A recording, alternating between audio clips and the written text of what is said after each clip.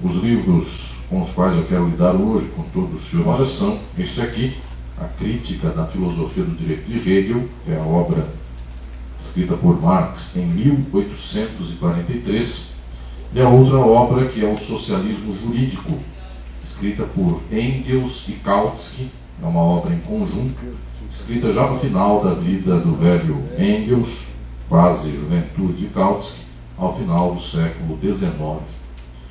Meus prezados, é início e fim da trajetória de Marx e Engels.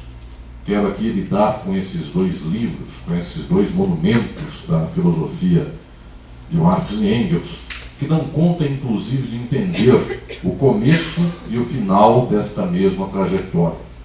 Quem está aqui nesta ocasião, começando os seus estudos sobre Marx e Engels, de início, muitas vezes se tem a ideia de que desde jovem Marx já escrevia o que chegou a desenvolver na sua maturidade, como se fosse um caminho linear até chegar ao ápice desta reflexão. Não é assim. Estes dois livros com os quais eu quero trabalhar, eles dão a dimensão de como foi dificultosa, como foi tortuosa muitas vezes a evolução do pensamento de Marx e Engels, mas ao mesmo tempo como foi maravilhosa esta mesma evolução. Nós começamos aqui em um certo momento no qual a Europa desconhecia a capacidade de um pensamento crítico avançado.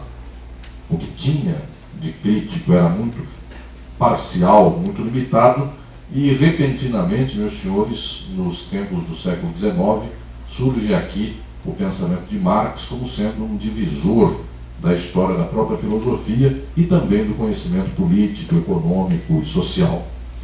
Tanto assim que até os dias de hoje, estamos em 2013, até os dias de hoje Marx e Engels despertam muita curiosidade. Basta ver aqui a plateia, com pessoas com já bastante experiência, bastante leitura e ao mesmo tempo também jovens, que querem saber mais o que este homem representa para nós, o que suas ideias representam para nós, porque para lutarmos por um mundo melhor é importante que nós saibamos a radiografia da sociedade capitalista existente, porque Marx, Engels e tantos outros mais contribuem para esta mesma compreensão. Esta é uma curiosidade que existe para todos nós há 150 anos, há quase 2 séculos. Portanto, o marxismo está, durante todo esse período, produzindo ideias, ao mesmo tempo enfrentando a realidade e também, minhas senhoras e meus senhores, dando demonstrações de que este não é um desfile olímpico de ideias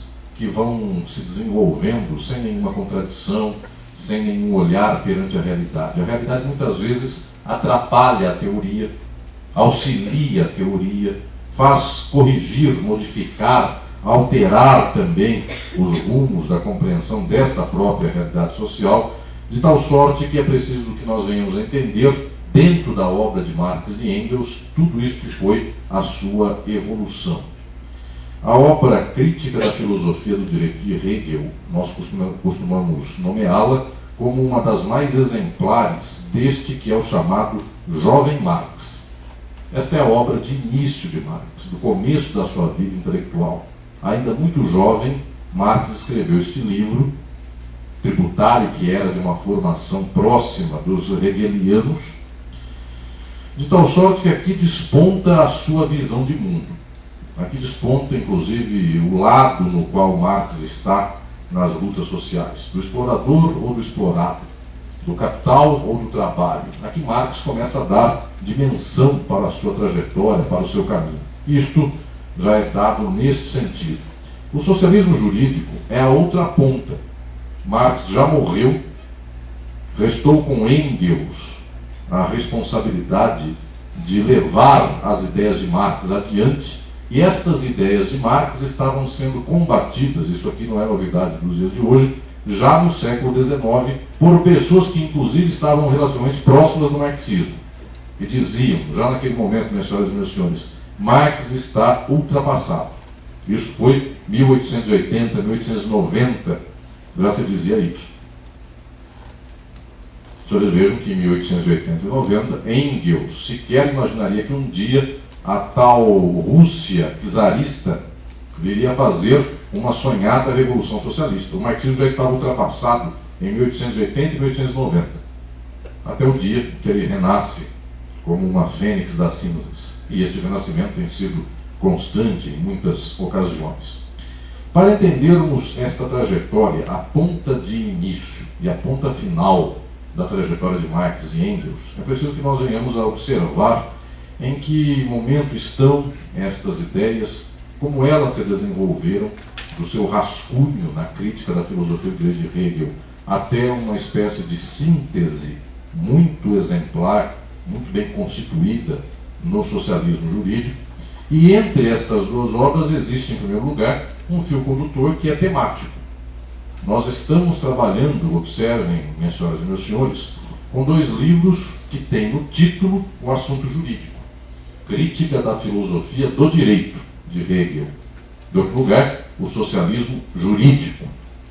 É peculiar quando, inclusive, nós observamos os dias de hoje, eu digo isso como professor de faculdade de Direito, peculiar quando nós observamos nos dias de hoje juristas que parecem ser a classe mais conservadora do mundo, e não é só uma aparência, muitas vezes também é uma realidade. Eles disputam um largo passo com economistas e administradores e engenheiros e historiadores e filósofos e tantos mais, porque não tem sido só exclusividade do jurista ser conservador, já vai por todos os campos do conhecimento, tirando serviço social e geografia, enfim, as demais já estão disputando o conservadorismo.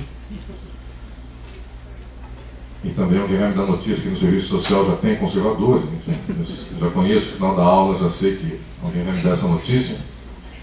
Mas observem, meus senhores, esse assunto é jurídico. Marx, jurista, falando do direito. Engels, falando do direito. Por que isso? Porque pelo plano do direito está passando muito proximamente também o plano da luta política.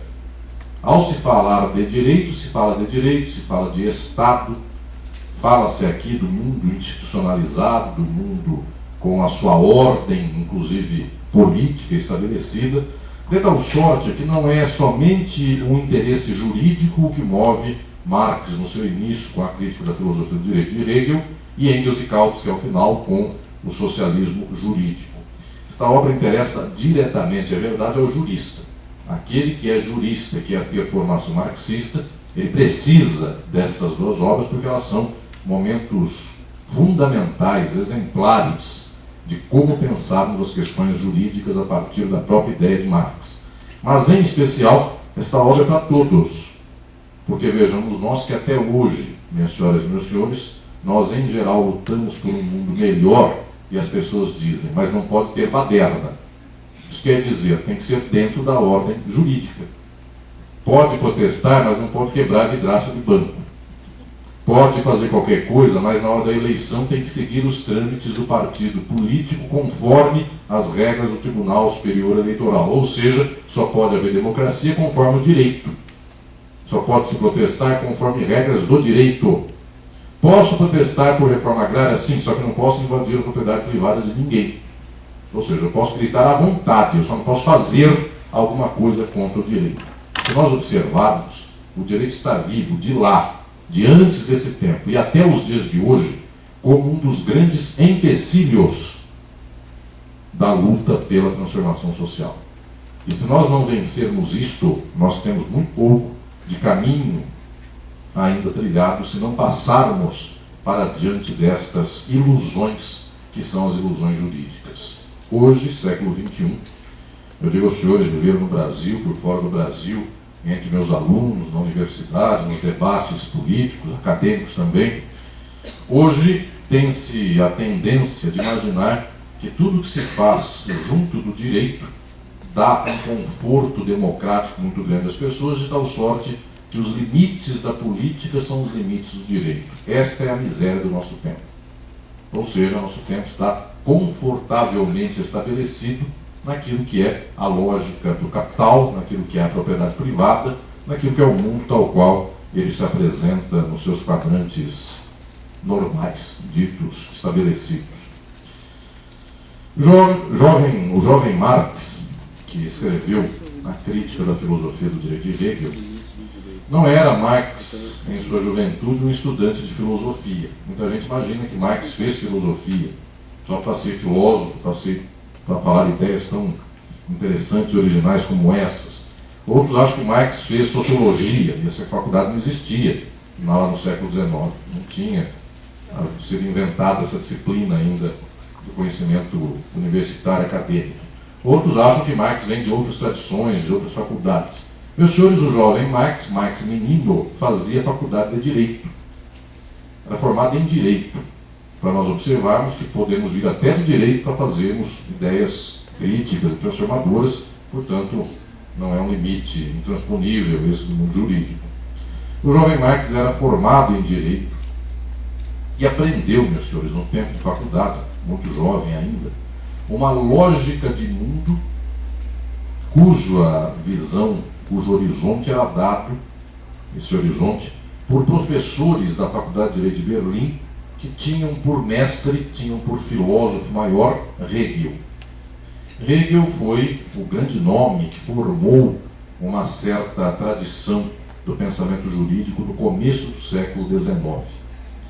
No século XVIII, final do século XVIII, a Alemanha se viu às voltas com a perspectiva filosófica de Kant.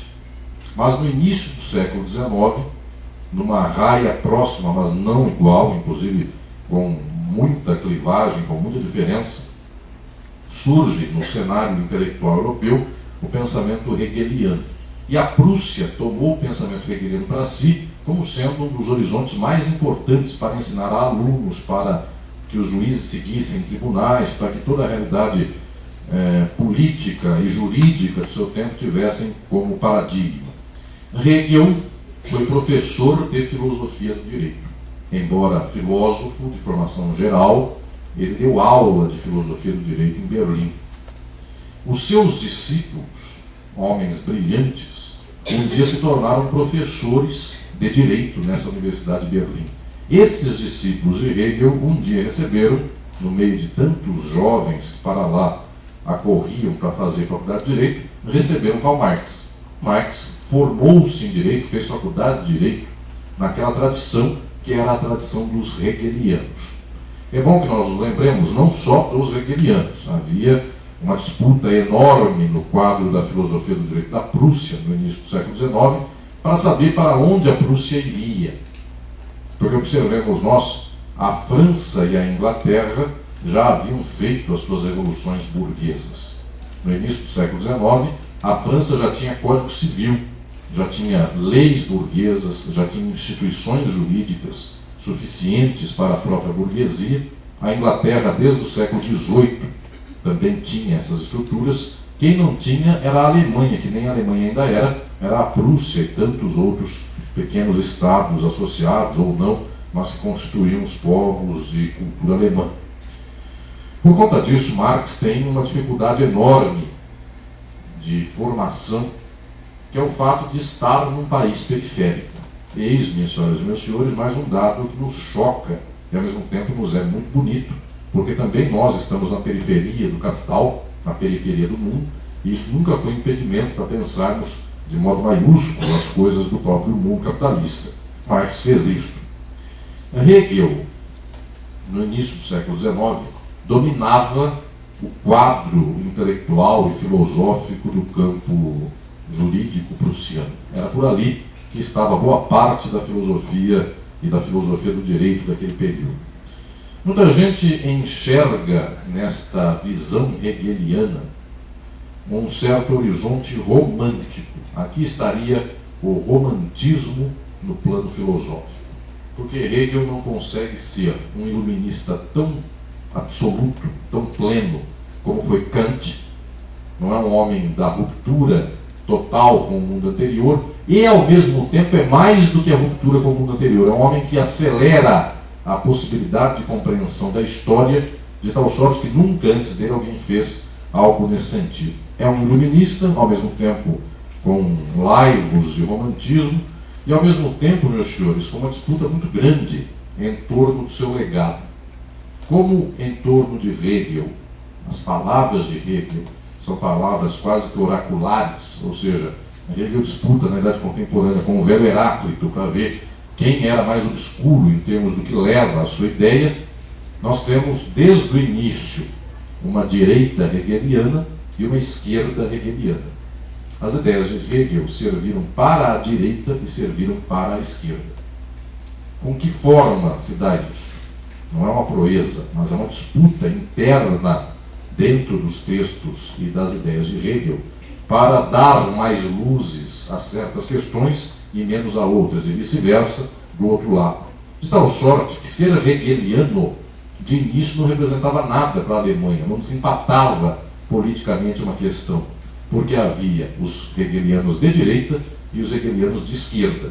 Veja o que eu estou dizendo aqui. De início, ser hegeliano não representa uma posição progressista, nem tampouco reacionária.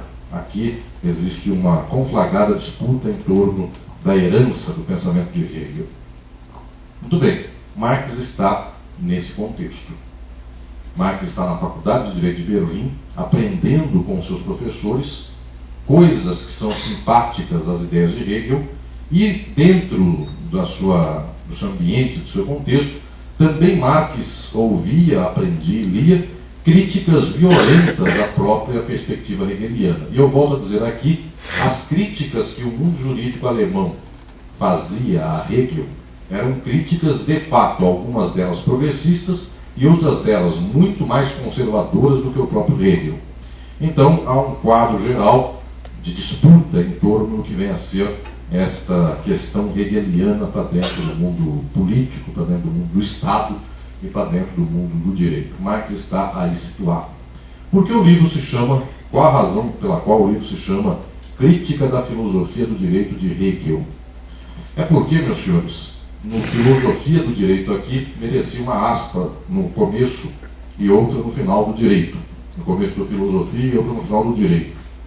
Hegel escreveu um livro que é talvez um dos maiores monumentos da história da filosofia, chamado Princípios da Filosofia do Direito. Esta obra de Hegel é uma espécie de resumo, uma espécie de síntese de toda a reflexão hegeliana sobre o campo do Estado, o campo da política e também o campo do direito. Hegel trabalhou com estas questões de um modo bastante profundo e escreveu uma obra sistemática, ou seja, com começo, meio, fim, parágrafos, dividida em ordem, com capítulos muito bem amarrados sobre o próprio campo do direito. A obra de Hegel, Princípios da Filosofia do Direito, marcou a história da filosofia contemporânea. Tanto assim que é raro um grande filósofo da história depositar numa obra sobre o direito a maior parte das suas grandes reflexões metodológicas. Hegel pôs nesse livro, Os Princípios da Filosofia do Direito, talvez as páginas mais notáveis e as frases mais célebres que nós conhecemos de Hegel. Tudo aquilo que até hoje as pessoas repetem como sendo frases fáceis, frases conhecidas, frases que inclusive passa-se no Facebook de um para o outro sobre Hegel, estão lá nos Princípios da Filosofia do Direito. Marx leu esse livro. E Marx leu Os Princípios da Filosofia do Direito de tal sorte que um dia, ainda muito jovem, acabada a faculdade de Direito, ele resolveu passar a limpo a sua formação hegeliana. O livro de Hegel, Os Princípios da Filosofia do Direito, é um livro estruturado por parágrafos. Ele vai fazendo uma evolução dos temas da sociedade, da evolução social, até chegar ao Estado e até chegar aos campos do próprio direito, de tal sorte que ele tem uma sequência que inclusive é nomeada com números. Cada um dos números dos parágrafos correspondem a um tema específico dentro do caminho da filosofia do direito de Hegel. Marx tomou para si a incumbência de passar a limpo a trajetória hegeliana. De que jeito? Pegando parágrafo por parágrafo e desmontando aquilo que Hegel havia dito. Este é o jovem Marx, é o Marx de 20 e poucos anos, que acabava a faculdade de Direito. O jovem Marx resolveu passar a limpo a tradição hegeliana. Por isso, se Hegel tem um princípio, tem um livro de princípios da filosofia do direito, Marx escreveu a crítica da filosofia do direito de Hegel. a crítica ao livro de Hegel, ponto a ponto, parágrafo por parágrafo, em especial os parágrafos mais importantes dos princípios da filosofia do direito de Hegel. Do parágrafo 257, 258 em diante, é o auge do livro de Hegel, dos princípios da filosofia do direito. Por lá, Marx começa a sua trajetória, dali para frente, discutindo o que é política, discutindo o que é o Estado, o que é o direito, como economicamente se estrutura a sociedade contemporânea. Exatamente é este o início do escopo do livro do próprio Marx. Inclusive, minhas senhoras e meus senhores, este manuscrito de Marx, que dá o livro, provavelmente a história perdeu as primeiras páginas. Ele começa abruptamente nos parágrafos 250, 260 para diante, sendo que o 258 é um parágrafo muito importante, é um dos mais importantes, certamente são as primeiras páginas do texto de Marx que a história perdeu. Nós não temos o registro destes primeiros manuscritos do livro que Marx escreveu. É um livro notável. Por que isso? Em primeiro lugar, pela proeza de um menino com 20 e poucos anos de idade ter ouvido tudo dos seus professores e ter criticado tudo que ouviu. E não só criticado no seguinte sentido, não gostei. Mais que isso, por que não gostei? O que falta na filosofia de Hegel? E observemos nós, demanda não só uma força de vontade profunda, mas demanda também uma coragem intelectual tremenda para que este jovem menino possa começar a desenvolver um escopo de crítica à filosofia hegeliana. Isto aqui representa, então, um momento culminante, já muito bonito, deste esforço inicial do jovem Marx.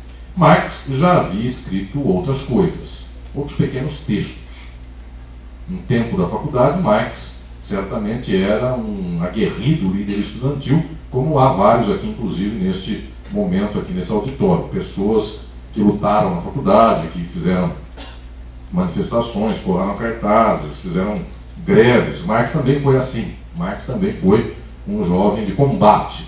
Escreveu contra leis, escreveu contra instituições do seu tempo, falou contra os poderosos, tudo isso nos artigos, inclusive, de jornais de centro acadêmico. Quando nós olhamos para trás na história do pensamento de Marx, das escritas da obra de Marx, Marx tem artigos de jornal de centro acadêmico, de 20 anos de idade. Só que estes artigos, obviamente, não revelam a ideia de um Marx maduro. No início desses artigos, inclusive no que tange ao direito, Marx praticamente é, um jusnaturalista. Ou seja, tem uma leitura de mundo totalmente distinta, diversa, daquela que é a sua leitura de maturidade. É um menino no começo da faculdade, é um menino no final da faculdade, falando contra o seu tempo. O caso exemplar disso é o fato de que a Alemanha, a Prússia, num certo momento, proibiu os pobres alemães de catarem lenha que achassem no meio da rua para se esquentarem no frio fazendo fogueira. Esta lei que passou pela Prússia naquele momento, que foi votada naquele momento, foi promulgada, melhor dizendo, naquele momento, é uma lei contra a qual Marx se insurge. Marx vai dizer que é um absurdo, historicamente, uma pessoa que sempre catou lenha em todas as eras anteriores da Alemanha, isto era possível, isto era legítimo, como pode, num certo momento, vir o direito e romper algo que é natural do ser humano, catar a lenha que é usada para que possa sobreviver, para que possa, portanto, se proteger das intempéries do frio. Se nós observarmos bem, esse discurso do Marx menininho na faculdade de Direito já é um discurso em favor de quem está passando fome, não resta dúvida disso. Marx já é de esquerda. Ele já está defendendo quem passa fome, quem passa frio, contra o Estado, contra o rei da Prússia, contra a lei que proíbe catar lenha. Só que esta visão primeira não é a visão ainda plena de uma ciência que explica o capital. Quer dizer simplesmente que se em toda a história nós catamos gravetos nas ruas, continuaremos catando. E os senhores observem o perigo disso, porque a história de dizer que é natural do ser humano poder catar gravetos para cuidar-se, para se proteger do frio, pode ser levada hoje de qualquer outro modo em sentido contrário, quando a pessoa diz, em toda a história da humanidade, casamento natural é tal. Lésbicas e gays não podem casar, porque em toda a história sempre o casamento foi de homem e mulher. Marx está usando um argumento desse tipo, só que obviamente numa visão progressista, não conservadora. Mas nós já observamos desde o início Essa não é a leitura marxista, que Marx fará depois. A defesa de quem cata lenha não é porque sempre catou. Depois, em algum momento, a pergunta é por que a lenha de alguém? Porque é o capital, mas não porque, como na sua juventude ele vai dizer, porque sempre se catou lenha, então um dia deve-se continuar catando. Porque o mundo sempre fez muitas coisas abomináveis, como escravidão, como feudalismo, servidão, e nem por isso nós queremos estender essas coisas até os dias atuais. Por isso, meus senhores, entendam o que eu vou dizer aqui. Marx já escrevia textos de esquerda na Faculdade de Direito. A crítica da filosofia do direito de Hegel já é um texto notadamente substancioso de esquerda, já forte, rigoroso de esquerda, mas Marx ainda não é marxista. Marx está começando uma trajetória para chegar a ser marxista. Ou seja, já defende o pobre que está passando frio. Já defende que o pobre possa ter lenha, mas não pelas razões marxistas. Está defendendo que o pobre possa ter lenha por razões quase que humanitárias. E isto constitui uma pessoa de esquerda, mas não necessariamente constitui um marxista. E vejam que a esquerda é um bloco muito grande e o marxismo é menor do que o bloco da própria esquerda. Só eles vejam a quantidade de partidos que o Brasil tem de esquerda e quantos são marxistas dentro desses partidos de esquerda.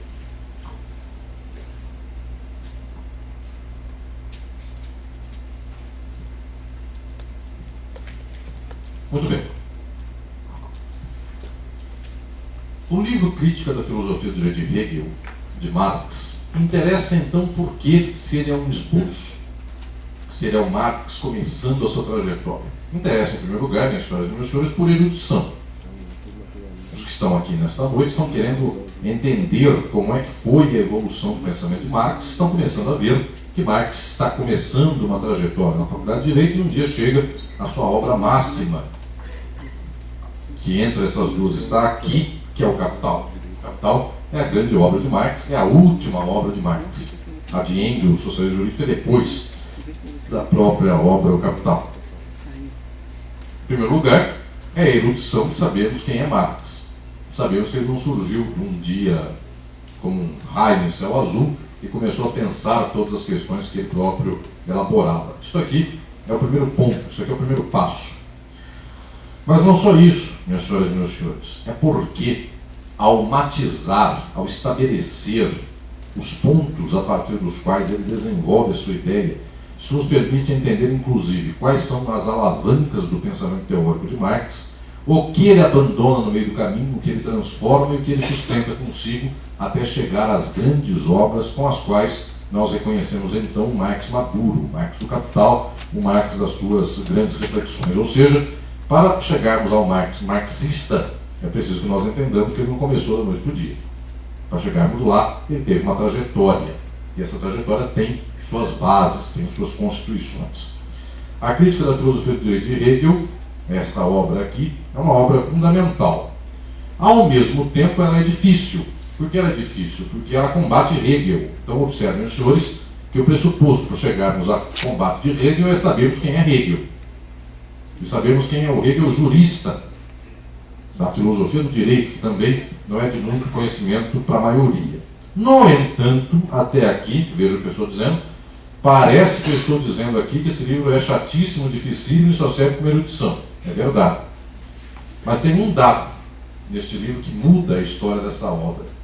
6 meses depois de ter escrito a Crítica da Filosofia do Direito de Hegel, Marx casou e saiu em lua de mel.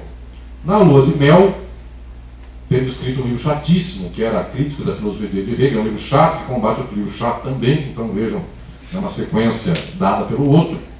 Marx, muito inspirado com o seu casamento, resolveu escrever, tempos depois que já havia escrito o livro, a coisa que em geral as pessoas não escrevem depois, escrevem antes, que é a introdução ao livro. Só que a introdução, pasmem, minhas senhoras e meus senhores, não tem nada de ligação de início, nem de forma, nem de jeito de escrever, nem de inspiração com as páginas que ele havia escrito 6 meses antes. Ele escreveu um outro texto. E ele colocou o nome desse texto de introdução. A introdução foi escrita depois. E mais, essa introdução que foi escrita depois nem praticamente dialoga com o livro principal. De tal sorte que esta introdução que está aqui no livro, esta sim, é talvez uma das obras mais marcantes da história da filosofia contemporânea e do pensamento de Marx. Como é uma obra que leva o nome de introdução, mas é uma obra autônoma e é pequena, são 10 ou 15 páginas, dependendo do tamanho da fonte do livro, esta obra em geral vem ao final da crítica da filosofia do direito de Hegel. Não é uma obra que se venda sozinha. Portanto, essa obra aqui, ela tem no final a introdução. As pessoas tendem a procurar, abrindo o livro de Marx, e buscar a introdução logo no começo. A introdução vem no final, porque de fato foi escrita depois, e porque de fato nela Marx já vai abandonando o que vinha trabalhando e começa a despontar aqui aquele que é o Marx já com alguma reflexão que vai se aproximar do Marx marxista. Os autores que passam esse traço muito bem delimitado de quem é o jovem Marx e qual é o Marx que está entrando num processo de maturação, percebem que esse aqui é o último texto, é a introdução da crítica da filosofia do direito de Hegel, é o último texto do Marx jovem. E vejam, jovem aqui com 20 e poucos anos, 25. Com 28 já se começa aqui a fase de maturação das ideias de Marx com a ideologia alemã, que é um dos textos brilhantes dessa mesma trajetória de Marx. Mas observe, a introdução que Marx escreveu, a crítica da filosofia do direito de Hegel, é uma obra já praticamente que antecipa alguns momentos da sua transição. Esta obra, agora sim, a introdução, ela é o exato contrário do que eu acabei de dizer agora há pouco sobre a crítica da filosofia do direito de Hegel. Hegel escreve de modo chatíssimo, por parágrafos. Marx comenta parágrafo a parágrafo de modo chatíssimo. No entanto, a introdução que vem depois é de todas as obras de Marx, não uma das mais, é de todas, dali até o final, a mais poética obra que Marx já escreveu. Agora sim, meus senhores, tudo que uma pessoa posta no Facebook de Marx, em termos de frases que ele tem lá, uns 50 curtidas e coisas assim, porque prato de comida no restaurante dá 500 curtidas, né? Frase de Marx dá 50. Mas tudo que dá umas 50 curtidas no Facebook, em geral vem daí. Em geral vem desse texto de Marx, que é a introdução da crítica à filosofia do direito de Hegel. Por que isso, meus senhores? Porque Marx, neste momento, ele desperta para uma questão fundamental. Pela primeira vez neste livro, Marx descobre classes sociais. Até então, Marx falava que um lenhador que pegasse uma lenha, ou melhor dizendo, que um pobre que pegasse uma lenha no meio da rua, ele passava frio, então ele tinha um direito sacrossanto de se esquentar com aquela lenha. É o pobre, aquele pobre que está lá na Prússia, no meio da rua. Um dia, na introdução à crítica da filosofia do direito de Hegel, Marx descobriu que o problema não era nem um pobre, nem um rico maldoso. O problema que Marx começou a antever aqui é que existem classes sociais.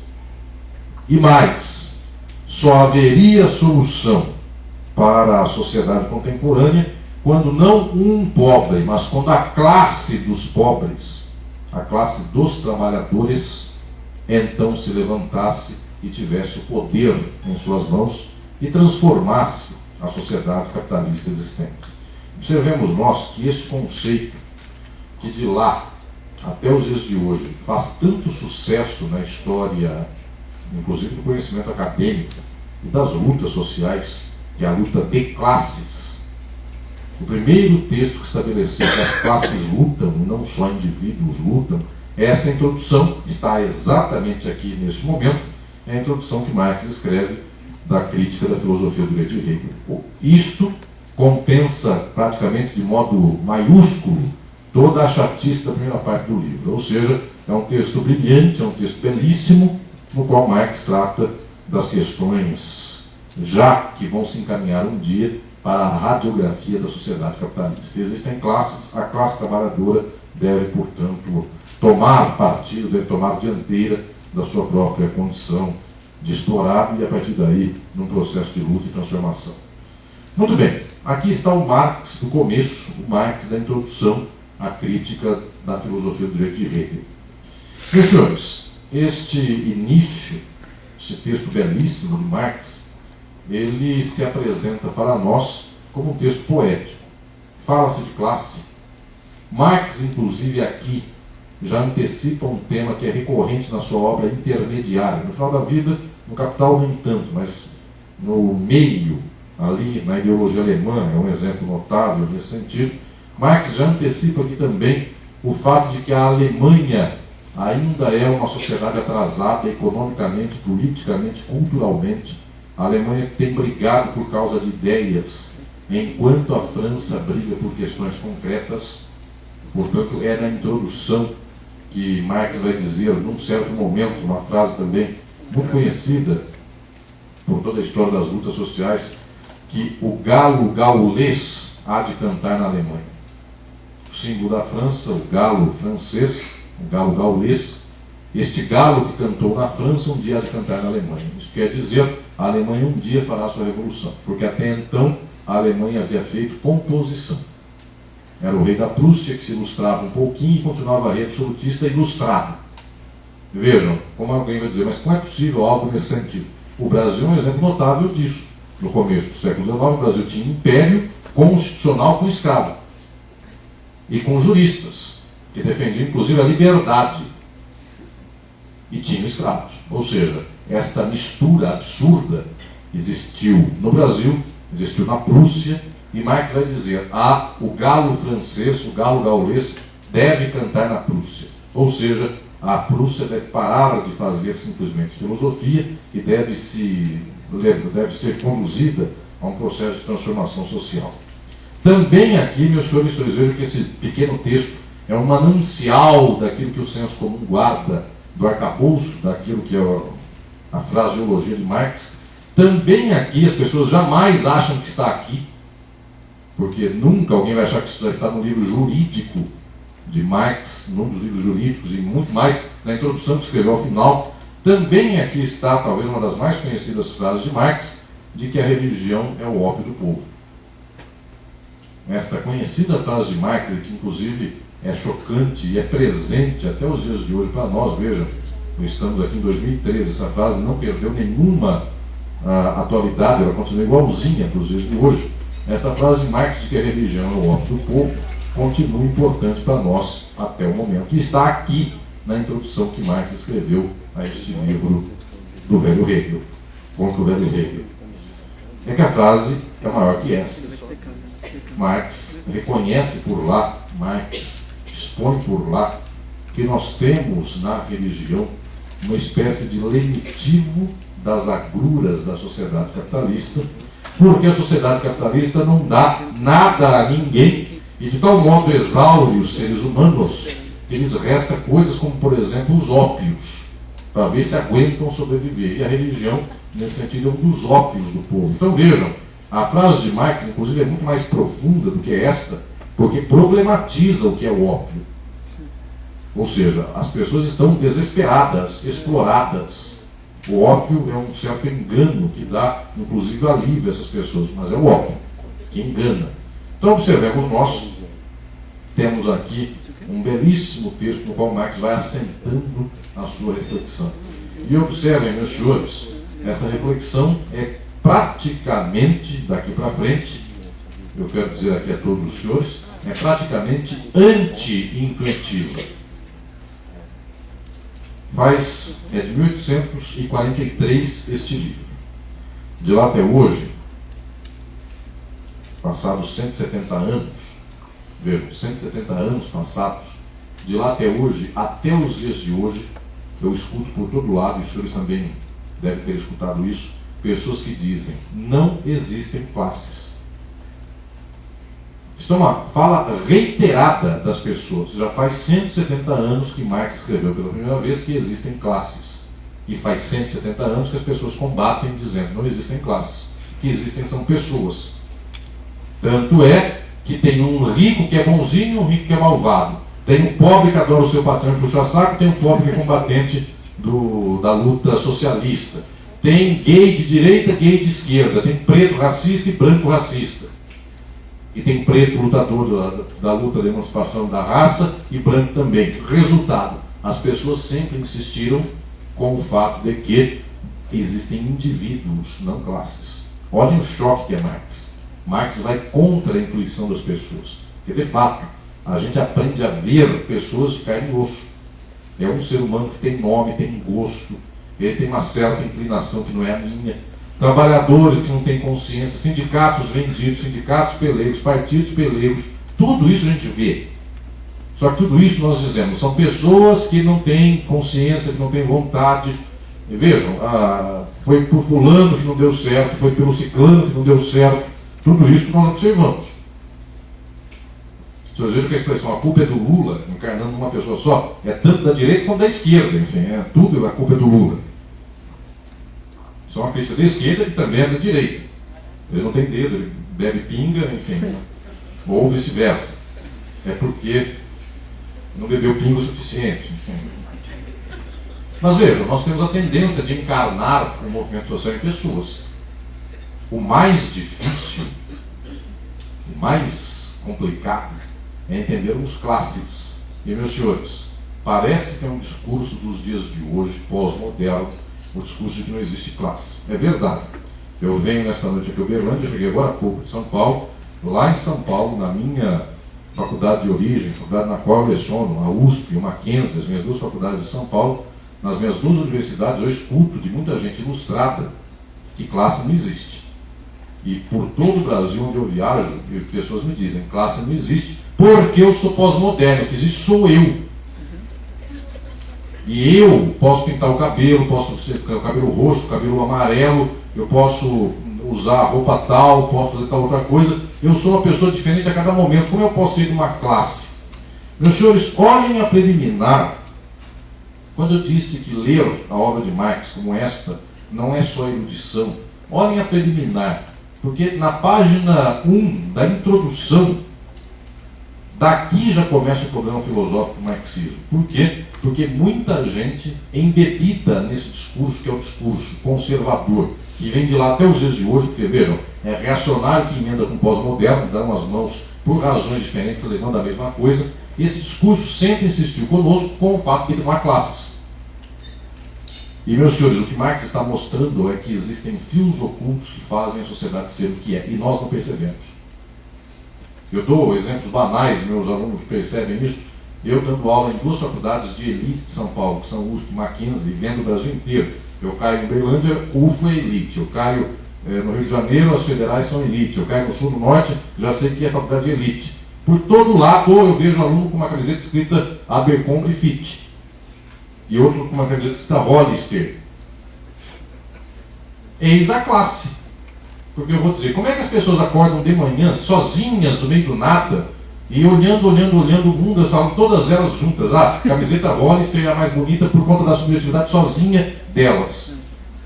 E camiseta Hering não é bonita porque os peixinhos, e o jacarezinho é mais bonito que dois peixinhos. Enfim, é anti-intuitivo dizer que um jacarezinho não é bonito que dois peixinhos. Porque as pessoas, inclusive, lembram do peixe que Jesus repartiu, enfim. Mas ninguém lembra, o jacaré não é símbolo de nada, enfim. O jacaré não é bonito. Então observemos nós. O porquê está à prova. Nós vestimos o que a nossa classe veste. Porque se a nossa classe não veste dois peixinhos e veste um jacarezinho, isso é um símbolo de status. Status econômico, inclusive. Eis a prova de por que toda molecada usa camiseta Hollister. Porque usar camiseta Hollister é um sinal de status, de classe para essas pessoas. Até o dia que todo mundo usa Hollister, até o que não tem dinheiro para comprar Hollister, então o status será Gap. E assim vai.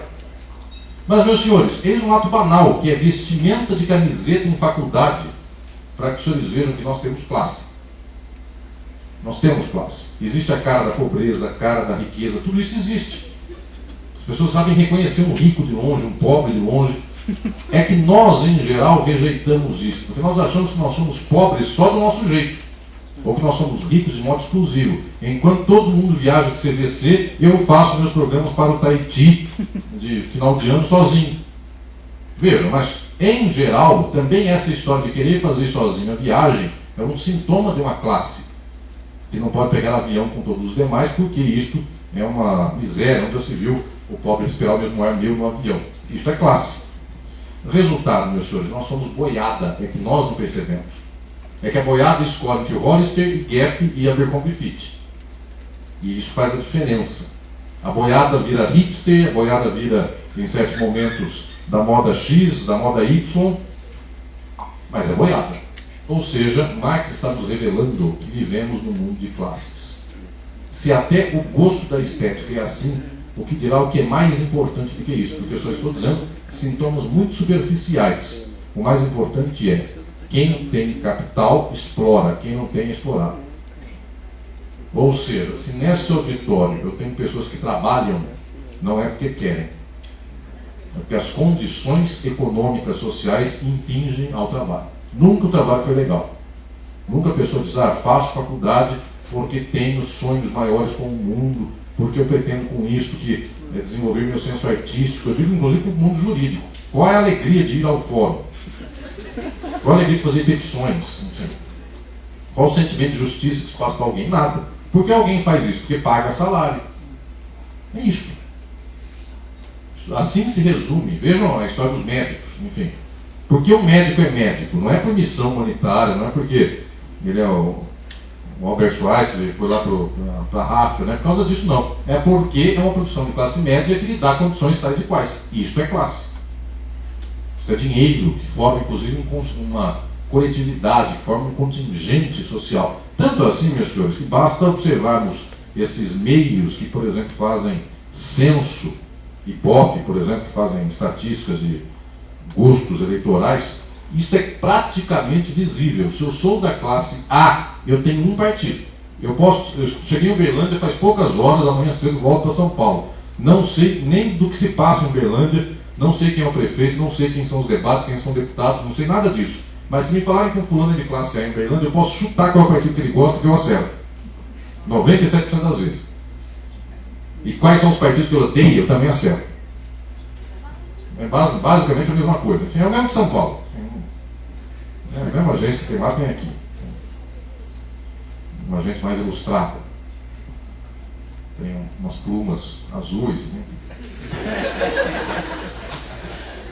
Um bico mais bonito. Vejam, as pessoas têm até gosto partidário de classe. E não é por outra razão, é porque de fato corresponde ao interesse de classe. De vez em quando, na rebarba da classe, é que tem uma pequena mudança, mas existe classe. Você tem para gosto eleitoral, você tem classe para gosto estético, para vestir camiseta, para jeito de falar, que dirá, meus senhores, para as condições objetivas da sociedade. Ou seja, quem tem o capital explora, quem não tem explorado. Marx descobriu isso na Crítica da Filosofia do Direito de Hegel, introdução. Faz 170 anos, até hoje a humanidade resiste em ver isso. Qual a razão dessa resistência? É que quando nós reconhecemos que somos classes, a partir daí, meus senhores, o jogo não é mais individual, o jogo é da classe. E neste momento, então, a classe explorada começa a se fortalecer, quando ela entende que ela não é uma pessoa só, ela é uma coletividade, o jogo é maior. E também, meus senhores, quero aqui dizer, o jogo é maior e a dificuldade da luta também é maior. Porque aí eu tenho que entender que não me basta ser crítico no Facebook. Porque no Facebook sou eu, minha individualidade crítica. Só que a luta social é muito maior do que isso. Isto, meus prezados senhores e minhas prezadas senhoras, está nesse pequeno texto de introdução de Marx, da Crítica da Filosofia do Direito de Hegel. Daqui para frente é a história do marxismo. Daqui para frente não é só para dizer que existe classe, mas como a classe se estrutura. Então observem, da ideologia alemã para frente, para sabermos se a classe se estrutura de um modo orgânico ou não, se ela tem ideologia própria, se ela contamina a ideologia do outro. O 18 para o Mar, de Luiz Bonaparte, o livro do meio do caminho, é para dizermos inclusive que uma classe pode perder o poder do Estado e não perder o poder econômico. Ou seja, um pobre pode administrar pelo rico o Estado. O trabalhador pode ganhar uma eleição e fazer o que o capital quer. Tudo isso é desenvolvimento dessa ideia, até chegar à grande obra de Marx, que é o Capital. Eu estou aqui abrindo, nesta semana, de reflexões sobre a obra de Marx, mostrando, inclusive, o seu horizonte, porque depois as demais obras vão no par e passo desta evolução, mostrando como é que se faz esse desenvolvimento. Aqui está o Marx de início do seu trajeto. No início do seu trajeto, ele fez a crítica do direito em Hegel e disse: esta forma de ver o mundo jurídica, na qual todos são sujeitos de direito, todos são livres, todos são iguais, este mundo não é assim. Os indivíduos não são livres, não são iguais, a classe porta os indivíduos. Nós somos livres para nos vendermos, a classe nos corta. Então, meus senhores, eu quero chamar a atenção. O primeiro livro que parece já perdido na história de Marx é um livro dificílimo para nós, porque até hoje a humanidade resiste a pensar conforme a classe. Vocês vejam que anos depois, no Manifesto Comunista, Marx não só vai dizer que existem classes, como vai dizer à classe trabalhadora que se matava, e se matava inclusive entre estados, trabalhadores da França contra os da Prússia, os dois contra a Inglaterra. Ele vai dizer então para esta classe dos trabalhadores de cada país que só há um jeito de ganharmos a luta da transformação do mundo, e esta forma de ganharmos a luta do mundo é se nós nos juntarmos, trabalhadores de todo mundo, univos. Ou seja, aquela luta que é a luta dos trabalhadores não tem pátria, é de todas as pátrias, de todos. E nós observamos até os dias de hoje que existe o exato oposto. Hoje, com a crise do capitalismo recente, a crise recente do capitalismo, o que nós observamos? Os países se fechando, xenofobia. Na Europa não entra africano, então o trabalhador da Europa diz assim para o trabalhador da África: aqui só eu e não você. Trabalhadores do mundo se desunindo, e não só se desunindo, se matando uns aos outros. Porque os senhores sabem muito bem, as guerras que são feitas em toda a história do capitalismo são guerras nas quais os trabalhadores se matam uns aos outros, enquanto o capital dá a mão por cima. Os senhores observem, a família Bin Laden tem negócios com a família Bush, negócios de petróleo, inclusive. Eles dão a mão, a família Bush e a família Bin Laden. O povão se mata. Muito bem. Este é o início da trajetória, este é o início do processo da evolução deste caminho do próprio Marx. Esta trajetória só se completa quando Marx chega ao Capital. Lá no Capital, ele descobre a total anatomia da sociedade capitalista. A sociedade capitalista tem átomos, tem células, que são a sua base, o seu núcleo, e de todos os átomos do capitalismo, o fundamental é a mercadoria. Tudo no mundo é mercadoria, inclusive nós, porque nós nos vendemos. Quanto ganha um médico? Valor de mercado. Se houvesse 4 vezes mais médicos, o salário seria menor. Quanto ganha professor? Valor de mercado. Porque se não houvesse o tanto de professores que há, o preço seria maior. Resultado, nós somos mercadoria. Nosso trabalho, nós nos vendemos conforme mercadoria. Marx vai descobrindo isso quando chega no Capital. Lá é o ápice da reflexão marxista. Portanto, todo aquele que quer ser marxista, em algum momento tem que abrir as páginas do Capital de Marx. É a maior obra de Marx, é a mais extensa, mas ao mesmo tempo é a obra mais importante. Eu quero, meus senhores, avançar. Marx morreu, toda a luta dos trabalhadores da Europa estava em desenvolvimento, as comunas aconteceram, as resistências também muito grandes às lutas dos trabalhadores, e um certo dia, no final do século XIX, começa agora um embate, do qual Engels será um nome notável.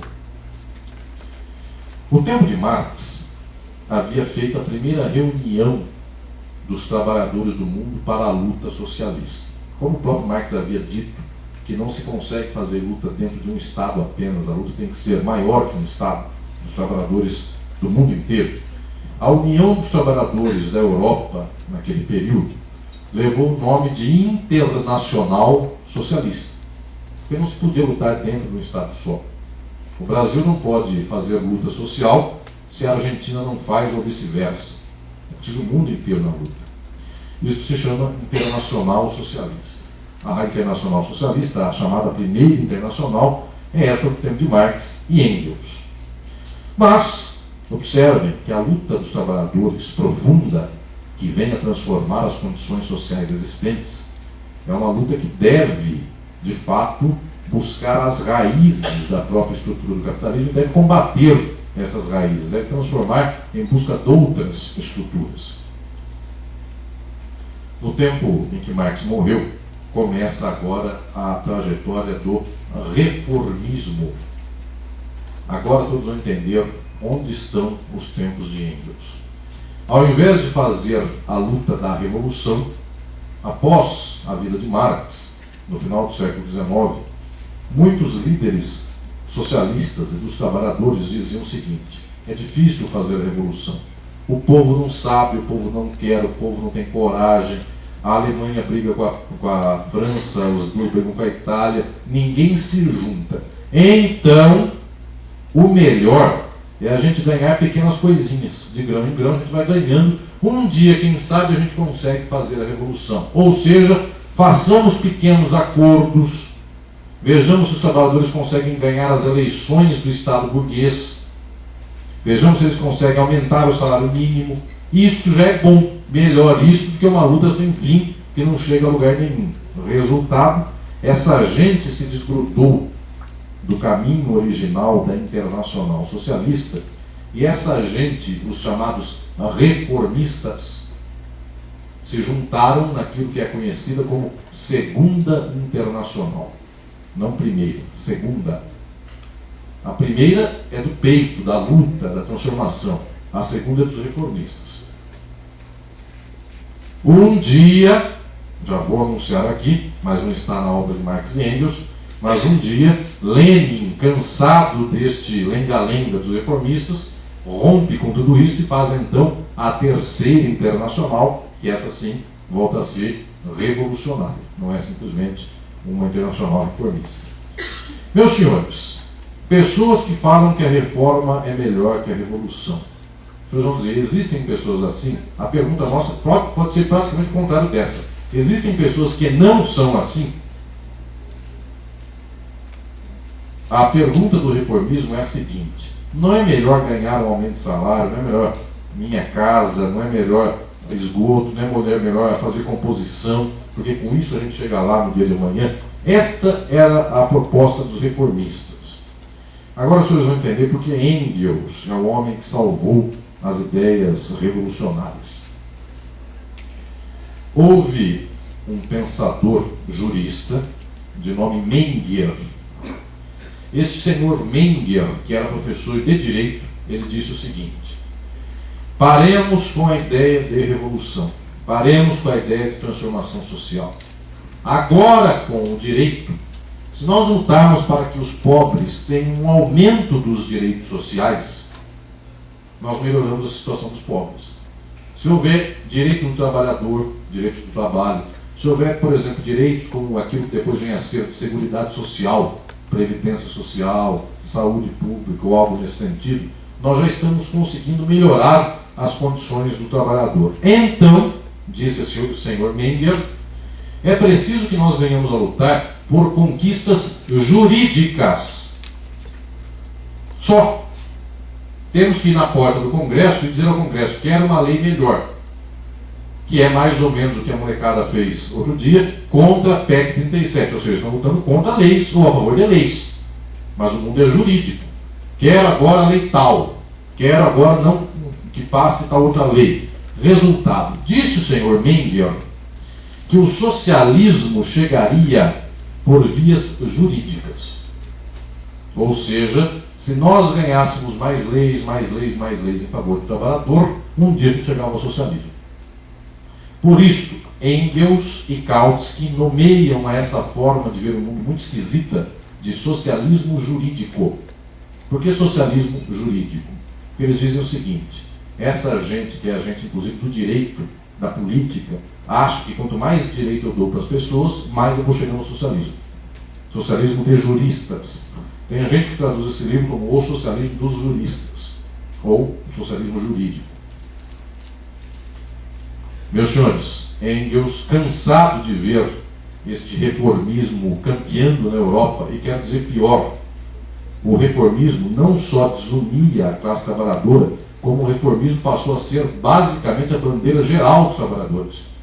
Eles disseram, nós não vamos acabar com o capitalismo, nós não queremos socialismo já, nós queremos aumento salarial, queremos negócio, queremos chegar na mesa de negociação com o capitalista e ganhar 5% de aumento salarial. Observem que nós temos aqui uma luta reformista que está campeando, está ganhando o cenário geral da Europa. Engels, então, vai dizer, o socialismo não pode ser tido, não pode ser havido, não pode ser ganhado por meios jurídicos. Por que, minhas senhoras e meus senhores, agora talvez é o texto mais brilhante da concepção jurídica de Marx e Engels. Conforme Marx já expunha no Capital, não existe nenhuma possibilidade do direito ser o que ele não é. O que eu quero dizer por isso? O direito é o que estrutura o capitalismo. Nós somos livres e iguais para podermos nos vender no mercado de trabalho. Então, o homem mais rico de Uberlândia, juridicamente, a ele é dada a condição de ser igual ao homem mais pobre de Uberlândia. O trabalhador que mora numa favela em Uberlândia, juridicamente ele é igual ao homem mais rico de Uberlândia. Meus senhores, por causa disso, por causa da igualdade jurídica, o rico explora o pobre. Por quê? O rico não explora o pobre por meio da escravidão, por meio da força bruta, por meio do chicote. O rico que tem um capital espera, e o pobre que não tem bate na porta do rico e diz a ele, eu me vendo ao senhor pelo salário que o senhor pagar. Resultado, o direito é o que estrutura isto. Porque quando alguém é explorado por alguém no capitalismo, não é contra o direito. Quando alguém é explorado por alguém no capitalismo, é o direito que permite a exploração. É o fato dos dois serem iguais e livres. Ou seja, são livres para fazer contrato. São livres para estipular uma negociação contratual. Então, se um fala para o outro, eu te pago R$100, e eu falo, concordo, esse é o salário, trabalha 17 horas por dia, muito bem, esse é o contrato. Engels então dirá, o socialismo não pode chegar por vias jurídicas, porque o direito é o que faz o capitalismo. Meus senhores, olhem como choca a nossa sensibilidade, e olhem como ainda hoje muita gente fala de socialismo, mas não é socialista. No dia que o socialismo chegar, a propriedade privada acaba. Isso quer dizer, não posso pensar que o Estado desapropriará a fazenda do meu tio. Eu tenho que pensar que acaba a propriedade da fazenda. Quando eu penso em reforma agrária no sistema capitalista, eu digo, Estado, compre a fazenda do latifundiário, compre, segundo a forma jurídica da desapropriação, e dê para a gente. Ou seja, nós esperamos o Papai Noel. Que é isso, é um presente de Natal. Eu queria que o Papai Noel me desse um carrinho. Aí o pai vai lá, se veste o Papai Noel, põe um carrinho na meia. Isso é o Estado com a reforma agrária dentro do capitalismo. O que ele faz, o Estado? Ele compra uma propriedade sob forma de desapropriação, forma jurídica, paga o fazendeiro não perdeu um tostão. Ele tinha uma fazenda, agora ele tem o equivalente à fazenda em dinheiro, ele compra outra se ele quiser. O Estado paga e dá a fazenda para o sem terra. Meus senhores, isso é o direito. E isso tem limite, por quê? Quantas fazendas o Estado tem conseguido comprar por ano para dar para sem terra? O que a gente vê. Quanto a Europa tem conseguido tirar, comprando dos capitalistas para dar para o trabalhador europeu? Nada. Pelo contrário, as condições do trabalhador europeu estão decaindo nos últimos anos. Cada ano que eu venho para a Uberlândia, cada vez que eu venho para a Uberlândia, eu vejo, posso contar a história da Europa, cada vez está pior. Se eu voltar o ano que vem para a Uberlândia e dizer, olha, a Europa, o que está fazendo com os trabalhadores? Menos do que fez o ano de 2013. Ora, o direito, ele estrutura exatamente isso, que um tem, o outro não tem.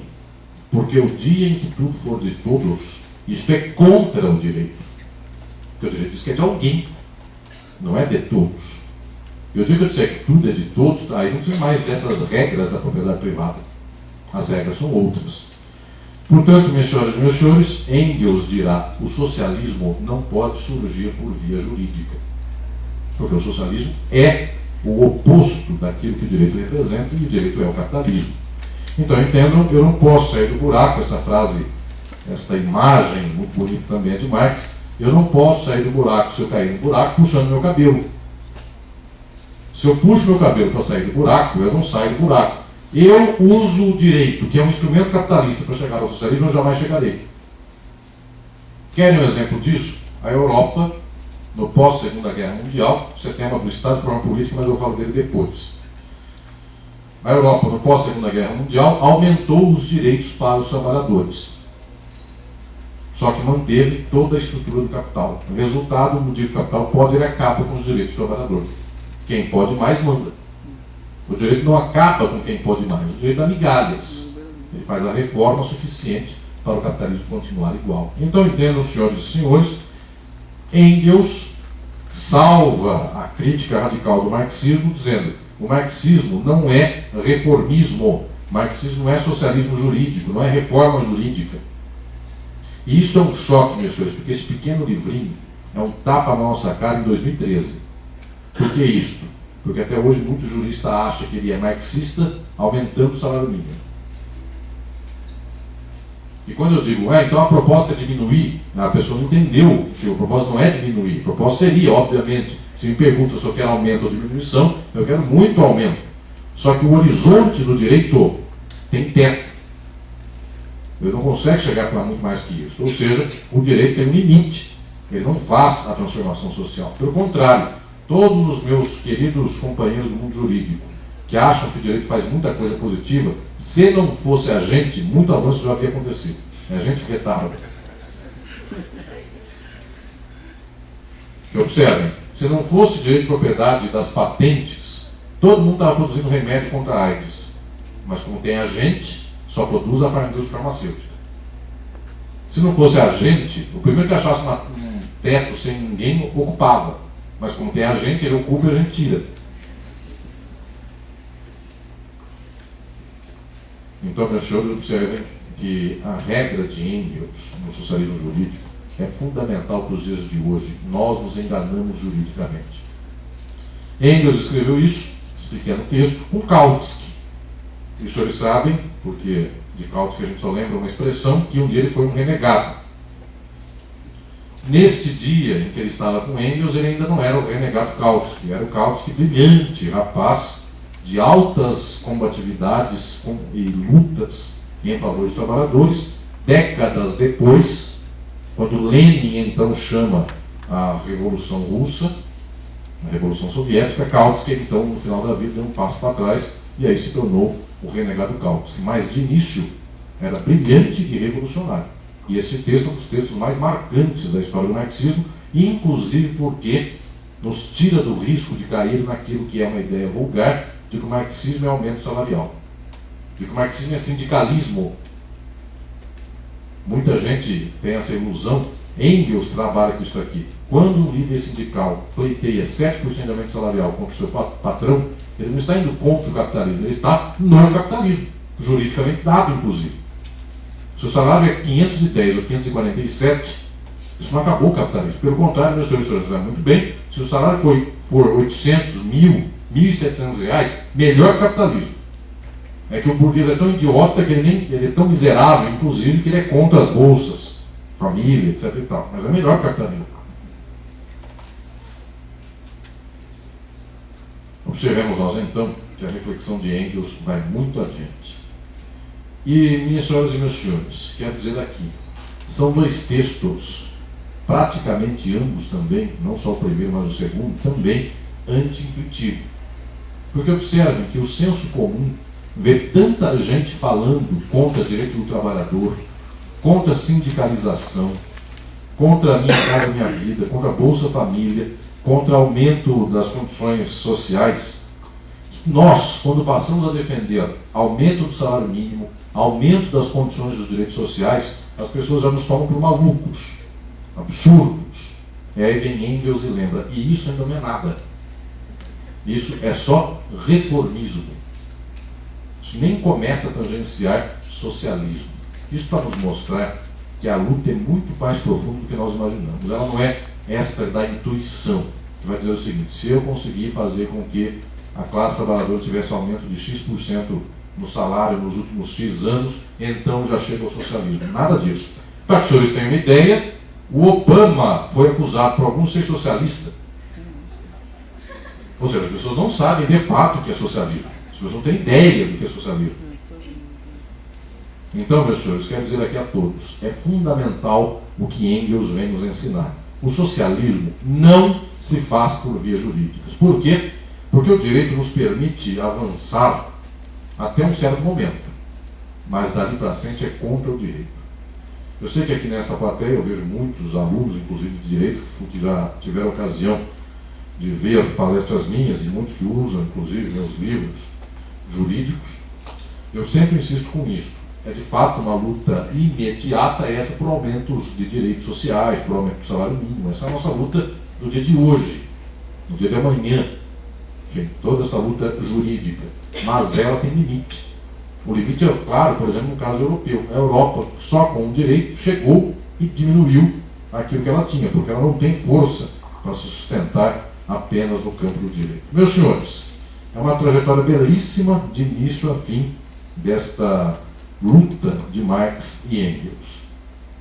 No final, antes dessa última, existe a mais importante obra de Marx, que é o Capital, quando lá então se dá a ciência da economia capitalista, uma crítica profunda à economia política, e quando nós começamos a entender como é possível ultrapassar as condições da sociabilidade capitalista para chegarmos um dia a uma sociabilidade socialista. Mas estas obras, eu volto a dizer, elas que são fundamentais a quem lida com o direito, porque para o direito isso aqui para nós é fundamental, mas elas também são fundamentais aos demais, porque os demais que não lidam com o direito, no entanto, incorrem nos argumentos jurídicos, do tipo, eu quero um aumento de direitos, eu quero um aumento das condições, eu me contento com um certo direito que me dão no Poder Legislativo e já sou feliz com isso. E isto pode ser nossa luta imediata, volto a dizer, mas Engels diz, o socialismo não se faz por via jurídica,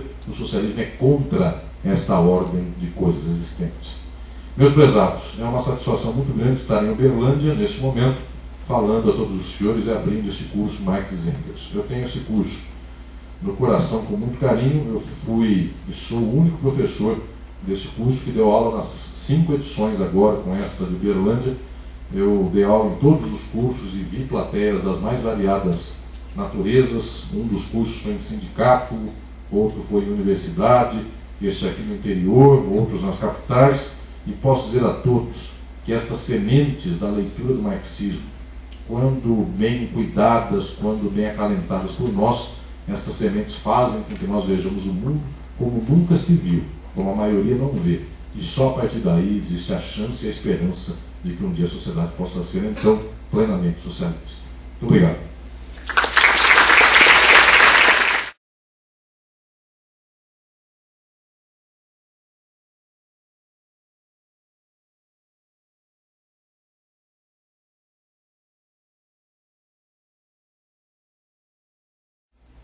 Denise e José Carlos, eu quero antecipar agora, então, as reflexões que são do Estado e Forma Política, que é esse livro que eu estou acabando de lançar.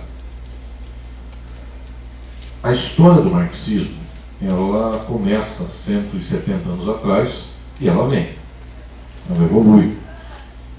Eu tentei colocar nesse livro a reflexão com o acúmulo do conhecimento que as lutas sociais e o próprio marxismo tem, em especial nas últimas décadas, sobre justamente as dificuldades, os limites e as potencialidades das lutas socialistas.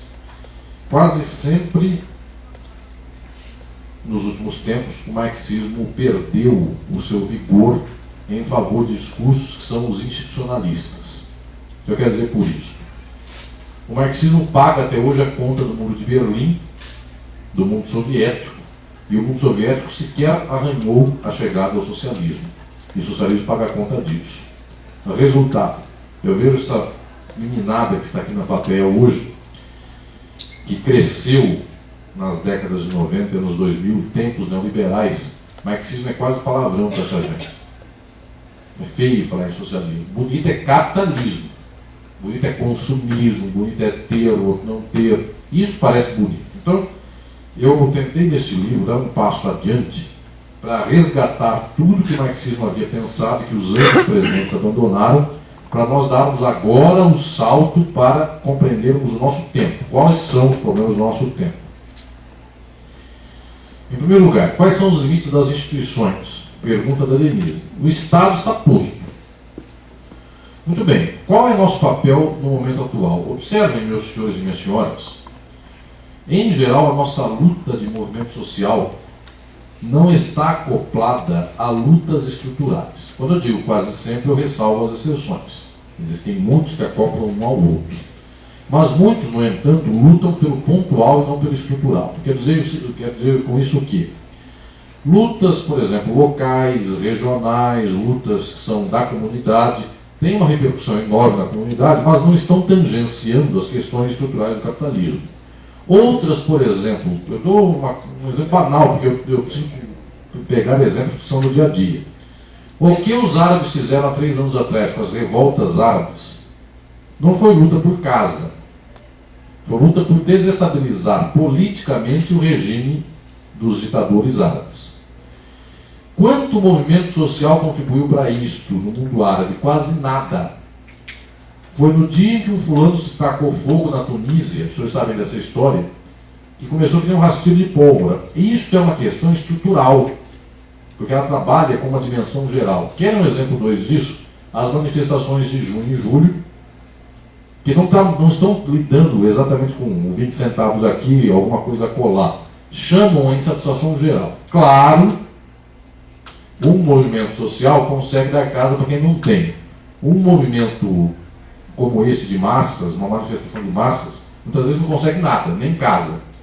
Porque logo em seguida a pessoa veste uma camiseta verde e amarela e fala, esse é meu país, etc e tal, e daí vira festa cívica que a gente conhece. Mas observe, o que eu quero dizer para todos é que a pauta de desestabilização do capitalismo progressista para a luta socialista, ela passa por questões gerais. Por exemplo, a pressão geral da sociedade por condições melhores de vida dentro das cidades. Por que isso leva a um impasse? Porque no tipo de sociabilidade capitalista, o Estado, aí a primeira questão que eu quero chamar a atenção do livro, o Estado existe por causa do capital. José Carlos, não sei onde ele está lá. Querem um exemplo de como tangenciar o estrutural do capitalismo, José Carlos, Denise e todos os presentes? Quando a pessoa começa a pedir condições de transporte público melhor, se é uma pressão simplesmente vaga, ninguém dá. Mas se passa a ser algo estrutural, presente, cotidiano, um dia o Estado tem que dar solução para isso, senão o Estado cai, senão o governante cai. Na hora de dar solução para casa, educação, transporte público, saúde, etc. e tal, o governo tem que escolher quem vai pagar. Como ele não pode cortar muita coisa, em geral, a única coisa que ele jamais corta é o pagamento do capital. Ou seja, juros, no caso do Brasil, dos títulos públicos. Os juros, no caso do Brasil, são 200 bilhões por ano. Todo o mundo dos benefícios sociais não dá 200 bilhões. Não dá. Agora eu dou um exemplo banal, muito pequeno. A luta pelo capital passa ao longe de nós. E a luta pelas pequenas coisas passa bem na frente. O que eu quero dizer com isso é o seguinte. A taxa média de juros no Brasil sempre foi, taxa Selic, mais que 10% ao ano. Ou seja, a gente dá de bandeja para o capital sempre mais que 10%. Tanto é que no 94, 95, era 45% taxa de juros. O Estado dá, tira do pobre e dá para os 5 banqueiros. Muito bem. Observem os atos banais. Para mim, tem menos relevo se a taxa do ônibus é 20 centavos a mais ou a menos, do que a Dilma ter trazido os juros para 7,5 e ter que ter voltado para 9. É mais importante nas questões estruturais o fato de que ela puxou para um piso que o capital do Brasil não aceita, e ela teve que dar de volta para chegar para o 9. É mais importante o debate do Banco Central do que tudo que se passa em termos de questões urbanas. Porque eu volto a dizer, as questões urbanas, muitas delas são resolvidas localmente. Muitas, não estou dizendo todas. mas tem prefeito que é bom, tem prefeito que é ruim, tem governador que é anjo, tem governador que não é. Enfim, tem de tudo. Vejam, o que eu quero dizer com isso é que existem pautas estruturais que contra elas a pressão da população mal chega. Por exemplo, eu nunca vi a população inteira chegar para as ruas e dizer: quero taxa Selic a 4%. A 4% sobram uns 40 bilhões de reais por ano. Sobram. E a benefício das lutas sociais não é que a Dilma seja a pessoa mais esclarecida do mundo. É só por uma questão muito simples. Até porque um governante quer se reeleger, ele quer uma sobra de caixa para dar benesse, enfim, para dar um ônibus, uma escola. Não tem uma pessoa que não queira dar. É que, obviamente, as políticas que são totalmente de direita não querem dar mesmo, mas, enfim, sendo mais ou menos no horizonte minimamente ilustrado, já quer dar. O resultado não dá, dentre outras razões, por falta de pressão social. Porque eu digo que puser o povo inteiro na rua dizendo: agora o Banco Central, o Copom, se não diminuir para 7%, a gente quebra toda a agência bancária do Brasil. Vejam, a gente começa a pautar grandes coisas. Mas aí vem um dado a mais. Por que a gente não pauta Banco Central? Porque se eu tenho que explicar que é Banco Central, Copom, taxa Selic, etc e tal, eu não consigo. O ônibus, todo mundo entende.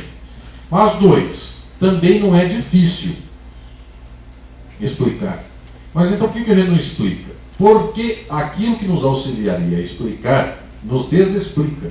Meios de comunicação de massa. Toda manifestação que for contra a corrupção dos atuais governantes federais, sai no jornal. Toda que for contra os atuais governantes estaduais, não sai. Resultado, a gente já tem um certo jogo marcado. Dois, com meios de comunicação de massa como que nós temos, o pobre bate outro pobre, mas ele não bate no capital. Vejam uma coisa banal, meus prezados, olhem como é que isso não é gratuito. Moleque na escola pública picha a escola pública, mas não picha banco. Moleque revoltado, enfim, que não tem horizonte de vida, família desagregada, pai e mãe que o odeiam, enfim, o padrão da desagregação social. Esse moleque chuta a professora, esse moleque chuta a escola, quebra, vandaliza bens públicos, mas ele não vandaliza banco. Parece que banco tem uma aura fundamental. Tanto é que para vandalizar banco tem que ser black bloc, enfim, tem que ser cara já de cara fechada, tampada, para ninguém ver. Por quê? Porque é que nem chutar a igreja. Equivale em termos de ato, de importância de ato, a pichar a igreja. A pessoa não faz isso. Vejam, até hoje não teve movimento social no Brasil que teve a ideia de pichar a igreja, de chutar a igreja. Em Deus, com Deus não se mexe. Uns 3 ou 4 já estão mexendo no Deus capital. Enfim, já estão chegando lá. O que eu quero dizer é que para nós chegarmos às lutas estruturais tem faltado conscientização. E dentre outras razões é porque o pobre não pode pensar enquanto si próprio. Quem pensa por ele é o rico. Quem pensa por ele é a universidade, e a universidade pensa contra ele. Quem pensa por ele é a rede X de televisão, a Y, a Z, todas pensam contra ele. Então vejam que nós temos dificuldade para chegar no estrutural. Mas eu quero dizer uma coisa: a gente chega arriscando ou arranhando sem querer. Vejam, pela rede X de televisão não ia ter essas tantas manifestações que existiram. Ela não quer. É que depois ela põe no bolso, depois ela faz disso um editorial de 4 horas contra a governante X e contra o governante Y, a favor do outro, mas de princípio ela não quer. José Carlos, o socialismo jurídico. Eu insisto com o fato de que esse horizonte de Engels é um horizonte do qual nós não podemos renunciar. A gente não pode ser pré-engelsiano, como a maioria é, infelizmente. Se nós levarmos à risca a luta socialista, ela jamais caberá no direito. Não cabe. É porque a gente é tão miserável, permitam-me dizer uma coisa aqui, a gente é tão miserável que a gente acha que o cara que tem uma loja é o burguês. Então a gente acha que certos instrumentos do direito coletivo, por exemplo, no caso do direito, são tão bons. O ECA, Estatuto da Criança e do Adolescente. Toda vez que uma pessoa diz para mim que ela quer salvar o direito, ela lembra do ECA. Do ECA, do Estatuto do Idoso, coisas assim, que são coisas maravilhosas, genialidades das pessoas boas, enfim. pessoas que são da paz, enfim, essa gente faz coisas assim. Defendem colibri, enfim, fazem uma rede de benefícios para um mundo melhor, enfim. Gente de bem, reciclam, só usa produto natural, vegetarianos, de modo geral. Assim, essa gente acha que o direito é bom, que o direito protege a criança, protege índio. Como é que a gente vai lutar contra o direito? Meus senhores, me permitam dizer, esta periferia do campo jurídico não é nem direito, isso não é nem direito de modo estrutural, nem é isso o coração da sociabilidade jurídica. Tanto assim, se alguém que fez faculdade de direito, quantos anos a faculdade de direito deu de direito ambiental e quantos deu de direito civil? Deu 5 de civil, meio de ambiental. Então, já para mostrar para a gente que a gente querendo salvar o perfunctório para não perder o fundamental, a gente está errando de alvo. Porque uma sociedade socialista é a que protege a criança e o índio. O índio no Brasil não é protegido porque terra indígena vale. No dia que ela não valer mais, para que a pessoa quer queimar a terra do índio? Meus alunos ambientalistas, que têm no coração que passarinho pode morrer, que o vegetal é bonito, o boto da Amazônia está sendo extinto, etc. e tal. Que é uma luta de todos nós, não estou dizendo que não seja. Mas eu quero dizer o seguinte: por que é sem fim a luta jurídica pela defesa do boto cor-de-rosa, pela defesa da floresta amazônica, etc. e tal? Porque toda a terra do mundo vale. Enquanto toda a terra do mundo for propriedade privada, a pessoa pode desmatar e plantar alguma coisa que dá dinheiro. Só para de desmatar no dia em que as terras não forem mais de donos. Aí não desmata. Resultado: se os senhores defendem mesmo o meio ambiente, é sem fim a solução que os senhores têm, do meio jurídico. Então nós precisamos perceber, o coração do direito não é o direito ambiental. O coração do direito é a propriedade privada, é a igualdade que faz o rico ser explorado pelo pobre, o pobre ser explorado pelo rico. Isso é o coração do capitalismo. E isto é insuperável. Não consigo ver uma pessoa de luta concreta que vem dizer para mim: eu defendo que o George Soros tenha 2,5 trilhões de dólares e não tenha 5 trilhões, porque isso é o socialismo. Meus senhores, eu defendo, quero dizer aqui a todos, eu defendo que o George Soros coma bem, coma muito bem, que tenha uma casa maravilhosa, como todo ser humano do mundo, da Índia, do Paquistão, de Gana, do Brasil e dos Estados Unidos possa ter. Eu não defendo que o George Soros passe fome. George Soros é um ser humano, como é um ser humano que nasceu em Gana e não sei o nome. Eu defendo que o cara de Gana tenha comida suficiente, tenha energia, que ele consiga gostar de quadros, porque alguém vai me dizer: mas o George Soros, ele gosta de quadros, ele defende uma filarmônica. Vejam, ele incentiva uma filarmônica. Eu não tenho dúvida disso, que o George Soros gosta de quadros, de esculturas, etc. e tal. O que eu quero é que todo ser humano goste. Só que aí eu não tenho Rodin para dar para casa de todo mundo. Então o que eu faço? Eu ponho o Rodin no museu e falo: é de graça, vocês podem entrar 1000 vezes. Se vocês gostam de escultura do Rodin, entra 1000 vezes e vê a escultura do Rodin. E o cara que mora em Gana, ele pode ver Rodin? Infelizmente não, porque o Rodin está na França e nos Estados Unidos. Museu bom para ver coisa boa só tem lá na Europa e nos Estados Unidos, e alguns perdidos do mundo, alguns aqui no Brasil, perdidos. Só que eu gosto tanto da estética que eu queria ver o cara de Gana poder ter Toulouse-Lautrec. Porque se o cara de Toronto tem Toulouse-Lautrec, se o cara de Tóquio tem Toulouse-Lautrec nunca passou por Tóquio, porque o cara de Gana não pode ter. E a gente já sabe, não é porque o japonês é mais artista do que o ganense, é porque o japonês tem dinheiro e comprou o quadro de Toulouse-Lautrec. Ou seja, o mundo socialista não cabe na propriedade privada, nem na diminuição da propriedade privada do George Soros. Não tem jeito disso acontecer.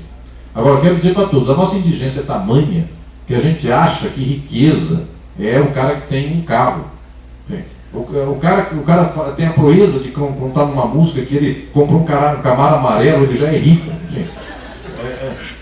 Vejam, isso demonstra inclusive o mau gosto da pessoa, a pobreza de espírito. Porque o rico mesmo não tem um Camaro amarelo. O rico mesmo anda a pé. Porque ele não quer demonstrar. O Camaro amarelo é um cara pobre que não tem gosto na vida, coitado.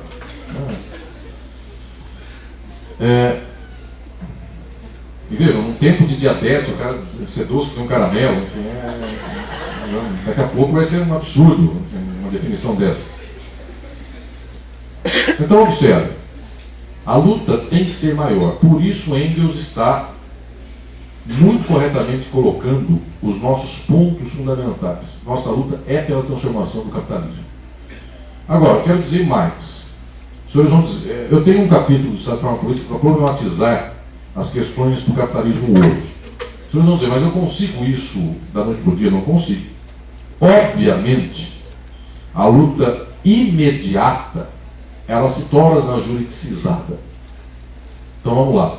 Casa, educação, tudo mais, é uma luta jurídica constante. Tanto assim que a gente está perdendo essa luta jurídica. Não é que a gente está ganhando, a gente está perdendo, a gente está no retrocesso. Eu vi você com um livro meu, que é o Crítica da Legalidade do Direito Brasileiro, eu falo isso, enfim, o que a gente ganhou aqui, que é quase nada, a gente já está perdendo. Então não estamos para superar. Mas veja, ao lado dessa luta imediata, nós temos que nos reservar os horizontes de longo prazo. A Argentina fez um ato belíssimo no tempo do começo da década passada, com Kirchner falecido, que foi não pagar o FMI. Simplesmente, resultado, a Argentina, que estava numa crise tremenda, saiu da crise. A Grécia, que está pagando certinho, quem está honrando o direito? A Grécia. A Grécia está deixando de pagar uma dívida. Resultado, uma geração inteira perdida. A Argentina, que rompeu com o direito, ela cresceu 10% ao ano. E ela está hoje soluçando, não é por culpa de não ter pago, ela está soluçando porque toda a economia da periferia do capitalismo está soluçando tal qual a central. Então o fato da Argentina estar indo mal hoje não se deve à Argentina, se deve ao geral. Mas o fato que ela fez, rasgando o direito em pedacinhos, foi maravilhoso. Meus senhores, os Estados Unidos rasgam o direito a qualquer segundo. E aí a periferia do mundo quer honrar o direito. Ou seja, a pior desgraça de todos é essa, inclusive. Aquele que é explorado é o honrador do direito, que paga suas contas em dia. Saiu um estudo há um tempo atrás dizendo isso. Pobre que compra coisa nas Casas Bahia, vai lá, depois de não sei quantos anos e paga tudo que deve. Rico não paga. Ou seja, o direito está servindo para quem? Para tornar o pobre mais pobre. Sempre isso. Essa é a tristeza do mundo jurídico. E, infelizmente, meus alunos da boa vontade não conseguem ter essa visão em um certo momento. Então lá ainda constituindo uma rede de ONGs em favor do mundo melhor. O destino, já sei qual é o destino disso, enfim, eu estou cansado de ver essas coisas. 2 para acabar, direito penal. Meus senhores, eu sempre tenho dito isso, tem um livro, que é Utopia e Direito, no qual trabalho com a questão da utopia penal. O sonho de qualquer socialista é o sonho de que um dia ninguém mais será preso. Ser preso é uma das coisas mais absurdas do mundo. A sociedade que não consegue dar solução para si, a não ser com cadeia, é a pior sociedade do mundo. Daqui a 500 anos vão achar absurdo um ser humano ser trancafiado. Como é que o presente pode trancafiar um ser humano? É uma das maiores agruras de um ser humano. Ser preso. É indigente. É tal qual ter escravo. Hoje a gente olha para o passado e fala, nossa, como é que um ser humano foi escravo do outro numa senzala? Como é que pôde um negócio desse? Daqui a 500 anos vão olhar para a gente e vão falar isso. Agora, por que a gente está mandando todo mundo para a cadeia? Em primeiro lugar, porque esse discurso satisfaz aos fracos. Os senhores percebam, isso é da psicanálise marxista. Eu tenho um livro que se chama Filosofia do Direito, lá eu falo da psicanálise envolvendo o direito. Uma pessoa fraca vira um pit boy. Quanto mais fraca ela é, mais ela luta jiu-jitsu. Mais ela faz esportes e artes marciais. O resultado, ela sai batendo nos outros, porque ela tem uma carência enorme dentro de si. Final das contas, esse que sai batendo, que sai xingando, aí quando ele tem uma carência enorme dentro de si, mas ele é fraco, inclusive corporalmente, porque nem para lutar jiu-jitsu ele consegue, aí ele sai gritando, tem que prender vagabundo, da pena tá certo, ratinho tá certo. Resultado, ele vira eco de reacionário. Esse é o mundo penal, é de gente fraca fingindo ser forte. Porque no fundo é isso, gente. O que é um cara com uma arma na mão? É um fraco, porque o forte está sem arma. Está vivendo em paz. Meus prezados, não sei se a esquerda defende tanto o direito penal. Eu conheço muita gente da esquerda contra o direito penal. Estou para dizer, inclusive, que a maioria da esquerda é contra o direito penal. Mas eu sei que em alguns momentos, obviamente, a luta ela reverbera por algumas questões penalistas. Eu dou um exemplo disso. A esquerda, quando vira udenista. A molecada não sabe nem que é o UDN. Enfim, mas a UDN era o Partido Conservador Brasileiro do tempo pré-ditadura, dos moralistas. Eles eram os maiores bandidos do Brasil, os mais corruptos. Eles apregoavam que os demais, quando entravam no poder, eram corruptos, que era o caso do João Goulart. Toda vez que o PTB estava no governo, a UDN vinha e dizia: bandidos, corruptos, ladrões, salafrários. E o turma do Jango roubava um pouquinho. É isso, o PTB, o velho PTB do Jango e do Getúlio, roubava pouco. E a UDN roubava muito. Mas como na casa de 1 milhão ninguém conta mais, só conta na casa de 1.000, os senhores viram, roubar dinheiro em cueca é um escândalo. O pessoal pensa nas notas de dólar que depois na cueca. É uma bandidagem de galinha, e isso é um horror. Agora, desviar bilhões, milhões, a gente não sabe o que é milhão, a gente não sabe o que é DOC. O que é DOC das Ilhas Caimã? Tem noção que seja um DOC da Ilha Caimã. A pessoa não sabe nem o que é Ilha Caimã, né, onde fica, que dá um DOC na Ilha Caimã. Resultado, o partido udenista, que é o partido do roubar milhão, é contra o partido PTBista, que era o partido do roubar milhares. E não estou dizendo que o partido do PTB não tivesse o roubo. Tinha o roubo dos milhares e o outro tinha o roubo dos milhões. Mas o problema é o seguinte: fazemos discurso udenista no século XXI, dá no que dá. O que é a nossa história? Mandar todo mundo para a cadeia. Então o direito penal entra na esquerda quando ele vira udenista. Sendo que a gente tem que dizer o contrário. Não, a nossa luta é para que ninguém vá para a cadeia. Aliás, meus senhores, a maior vergonha do ser humano, se é que ele tem vergonha, se ele tiver vergonha na cara, é não ir para a cadeia e dar o olho para o outro. E essa é a vergonha, não é ser escondido dentro de uma cadeia, que ele não olha para o olho do mundo. É ter que olhar para o outro e dizer: eu sou bandido, todos olham para mim e veem como é que é meu quadro. Por conta disso, a nossa luta jurídica também vai pelo fim do direito penal. Alguém vai dizer para mim: ah, mas e bandidinho, que é irrecuperável, gente assim, que se solta na rua, etc e tal. Meus senhores, para essa gente eu nunca vi cadeia resolver. A gente tem que inventar um outro sistema, criar escola, de que botar o sorte que a moleque fique lá dentro.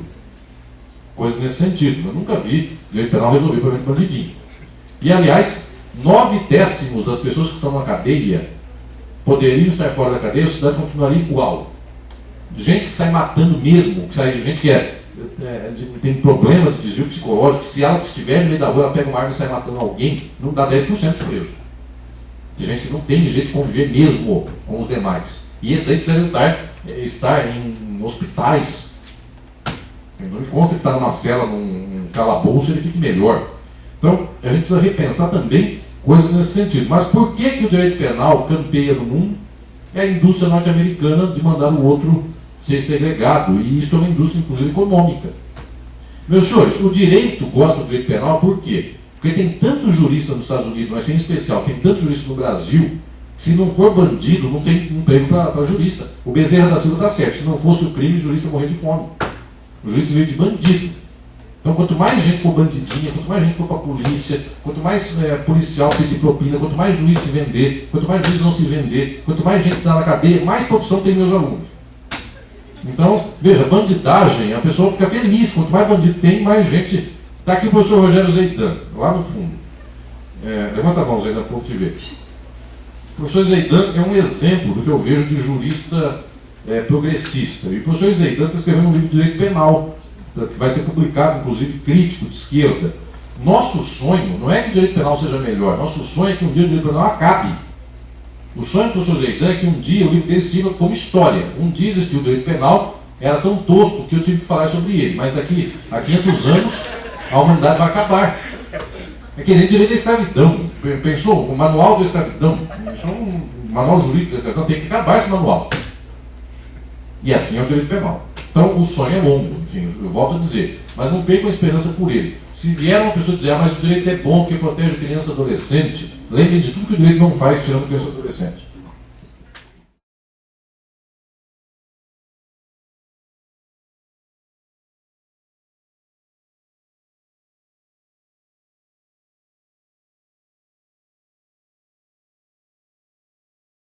Muito bem. Algumas dessas questões, o professor Flander, eu tenho, meus orientandos de mestrado e doutorado mantêm uma página de Facebook com muitas entrevistas minhas, textos. A página em homenagem ao professor Alisson Mascar. Na página do evento, tem também link lá, mas basta ir direto. Eu tenho falado sobre esse assunto, professor, em várias entrevistas. Eu recomendo algumas que saíram inclusive pela televisão, TV Senado, TV Justiça, que estão lá postas, mas já ajudam a avançar nesse sentido. São dois os eixos centrais da luta hoje progressista no mundo para um dia chegarmos ao socialismo, da luta dos trabalhadores e dos explorados do mundo. São dois os eixos. O resto é menos. Tudo é mais fácil do que esses dois que eu vou dizer. Primeiro, é o capital financeiro, e dois, é a ideologia do capitalismo. A gente não vence a sociedade contemporânea porque o capital financeiro manda no mundo, está concentrado no capital financeiro, o coração do sistema capitalista, e dois, por conta da ideologia, porque o pobre do mundo é a favor do rico. E o que tange ao capital financeiro é uma luta árdua, eu volto a dizer. Cada ponto da taxa Selic é mais capital ou menos capital. E o que tange a ideologia, minhas senhoras e meus senhores, chama-se meio de comunicação de massa, porque nem a universidade forma mais ideologia. A universidade hoje é composta de gente que não sabe quase nada. Eu não estou falando para os senhores aqui, estou falando... mas ele veio aqui para falar que a universidade não sabe nada. Não estou falando da UFO, estou falando da minha, da outra, do qualquer um no mundo também, não é só no Brasil. A em Harvard é melhor, em Harvard é talvez pior, porque o menino que está em Harvard está para explorar o mundo melhor do que o que está aqui. Então entenda o que estou dizendo. Quem forma a ideologia do mundo hoje são os meios de comunicação de massa. Vejam, enquanto estava xingando Dilma, governador, prefeito, os meios de comunicação de massa estavam incentivando. Vai, tá bom. No dia que começou a xingar o meio de comunicação de massa, nessa hora ele não é democrático, nessa hora ele não conta que estão xingando a ele próprio. Então, volto a dizer, está por ali um pouco das nossas questões, porque infelizmente a molecada acha hoje que a televisão, Hollywood e Facebook, etc e tal, tudo isso é democrático. Que o Google é democrático. Eu boto qualquer coisa, o Google me dá informação. O Google dá informação de quem paga para ele.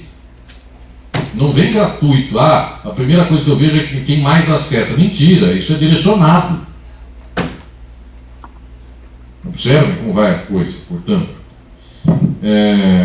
Me contaram que há uns 4 anos atrás, 5, quando a pessoa digitava no Google a palavra mentiroso, vinha Lula. E eu volto a dizer, não me parece que o Lula é dos mais verdadeiros, mas eu colocaria uma lista de muitos mentirosos também na frente dele. Enfim, nossa, o Lula não é conhecido por ser mentiroso. Enfim, dentre os atributos negativos dele, esse não é ele falou a verdade, ele falou, carta aos brasileiros. Ele assinou no livro, falou, eu vou defender o capital. Enfim, mentira não é o defender dele, é outro, mas não mentira. Enfim. Eu quero dizer assim, nem o Google, a pessoa que achar que o Google é imparcial não sabe o que está falando. Então observem, a gente precisa ali, porque a molecada conhece informação na página de cima da primeira página do Google. É isso que é informação hoje no mundo. 2. Nós precisamos, portanto, chegar ao coração. Agora mais, Gustavo, é isso? Da produção para a finança, é o capítulo 5º do meu livro Estado de Forma Política. É esse capítulo 5º que eu dediquei a explicar como estão as transformações do capitalismo hoje no mundo. Como nós saímos do capitalismo industrial para o capitalismo pós-industrial, fordista, pós-fordista. Há mudanças profundas e, ao mesmo tempo, há estabilidades incríveis. Por quê? Porque não importa que o capital esteja na mão do Antônio Emílio de Moraes ou do Olavo de Setúbal e que haja diferença aí do capital produtivo e do capital financeiro. É sempre capital contra o trabalho e contra os que não possuem o capital. Ou seja, a lógica institucional do capitalismo é basicamente a mesma. Só que ela perde o quê? Adendos políticos. Porque quando eu transfiro da produção para a finança, nem estrada eu abro, porque a finança não precisa de estrada. Ou quem precisa de estrada é a indústria. Vejam, é só porque nos últimos anos voltou um pouco ao mundo agrícola e industrial do Brasil que precisa ter ferrovia. Porque até então, a desgraça do mundo financeiro nem rodovia precisa. A questão da homofobia, se é que eu entendi a sua pergunta, ela é fundamental para a homofobia e para muitas questões que são de minorias. Eu também, no capítulo 3º do meu livro, eu trato da questão das minorias na sociabilidade capitalista. Meus senhores, uma das formas pelas quais se alimenta a exploração das classes trabalhadoras no mundo é dividindo as classes trabalhadoras com aquilo que é o senso comum dos próprios preconceitos do mundo. Eu dou um exemplo claro disso. No mundo ocidental, existem nações que são profundamente fanáticas religiosas. Os Estados Unidos é um exemplo disso. Uma pessoa ser ateia nos Estados Unidos é mais ou menos que nem, enfim, ser leprosa, demoníaca, o lixo humano, todos os absurdos que alguém queira dar, e leproso não é absurdo. Eu estou dizendo na boca deles. Então, observem, num mundo como esse, é muito fácil dividirmos a sociedade. Eu não posso dizer para o pobre, olha, você é pobre, o outro também é pobre, vamos nos juntar. Porque se os pobres do Brasil e do mundo descobrirem que podem se juntar, não tem rico que aguente 2 minutos. Se o povo não aguentou uma manifestação de 2 semanas, as lutas, elas juntam o povo. E como é que desarma o povo? Querem ver como desarma o povo? É o modelo do capitalismo. Esporte e invenção capitalista. Inglaterra e Estados Unidos. Todos os grandes esportes que vocês conhecem vêm da Inglaterra e dos Estados Unidos. Futebol, basquete, vôlei, handball, rugby, todas essas coisas vêm de lá. Para quê? Para o cara em Uberlândia acordar de manhã e perguntar: o Atlético e o Cruzeiro. O Atlético da Libertadores vai cair, o Cruzeiro não ganhou, mas está em primeiro lugar. Resultado: ao invés do trabalhador na fábrica, ou na indústria, ou no serviço, ou na loja, ou na oficina mecânica, acordar de manhã e falar: o mundo está errado, o problema é esse, o cara ajuda o time do outro. Corinthians, Palmeiras, São Paulo e Santos. Atlético e Cruzeiro. Vasco, Botafogo, Flamengo e Fluminense. Resultado: o que nós temos aqui? A divisão do mundo em misérias. Porque, vejam, não é um dado natural ser atleticano cruzeirense. É uma construção social. A mesma coisa é a questão sexual, porque ela envolve a religião. E, infelizmente, meus senhores, há uns 5 anos atrás, eu não tinha que falar com tanta veemência como eu tenho que falar hoje, dado o recrudescimento da fala homofóbica. Mas vejam, meus senhores, é fundamental para quem é de esquerda defender a luta contra a homofobia. É fundamental. Aliás, já está no tempo de nós observarmos que a sexualidade é uma construção social, histórica, humana. Olhem que absurdo. Eu dou um exemplo banal disso. Eu orientei, no campo do direito, mestrados e doutorados que foram ímpares no que tange a questões sexuais. Questão de gênero e também questão de feminismo. Há anos atrás, era uma vergonha falar contra o feminismo. Hoje, já existem grupos que se articulam para falar contra o feminismo. Falar dizendo, mulher, feminazi, absurdo, mulher tem que ser submissa ao homem, etc. E tal. Isso há uns anos atrás não se falava de tão absurdo que era. Ou então ódio contra gay. Gay sim, bicha não. Enfim, coisas as mais variadas. Que a pessoa, inclusive, não revela o mínimo padrão de inteligência. A homofobia, inclusive, em X% das vezes, revela o desejo homossexual da pessoa. Tem mais essa. Então, observemos nós. A luta pelos comportamentos minoritários é da esquerda. Sempre a esquerda lutou por isso. Só que, infelizmente, meus senhores, eu vejo hoje, muito comumente, se dizer o seguinte: eu sou negro e de direita, eu sou gay de direita, eu sou mulher de direita, o que me importa é a minha luta de minoria. Isso é a tristeza do mundo. Por quê? Porque o negro apanha tanto na sociedade dos brancos que uma hora ele precisa ter uma supremacia. Qual é a supremacia dele? Dizer, eu só luto por mim e vocês, bichas, morram. E a bicha é a mesma coisa. Enfim, eu sou tão humilhada socialmente que se eu tiver que lutar por preto e trabalhador, eu não aguento. O resultado é um mundo de minorias segmentadas. Em São Paulo, eu vejo a proeza de bichas ricas não conversar com bichas pobres, porque elas se dividem em termos geográficos. Enfim, bairro de bicha rica é porque lá o café é R$20 e vem no copo X e no xícara X, o bicha pobre toma R$2, enfim.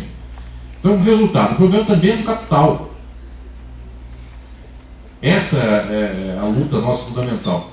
E essa luta não pode jamais passar ao largo da luta das minorias. É a luta nossa, fundamental.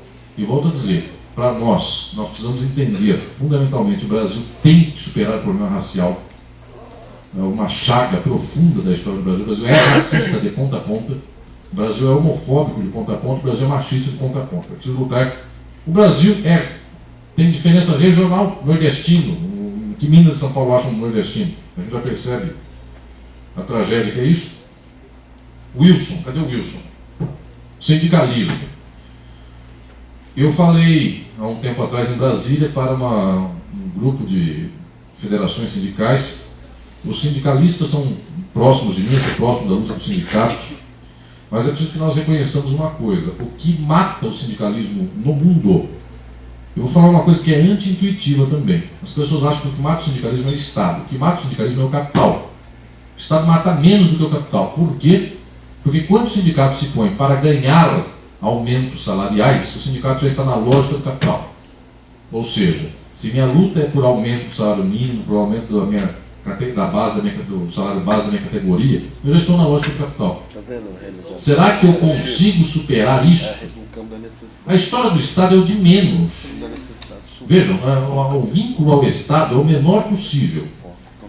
Eu examinei nesta semana na USP um concurso, eu fui examinador de um concurso na USP para ingresso de professores de direito do trabalho. O ponto que nós exigimos dos professores candidatos era a questão sindical.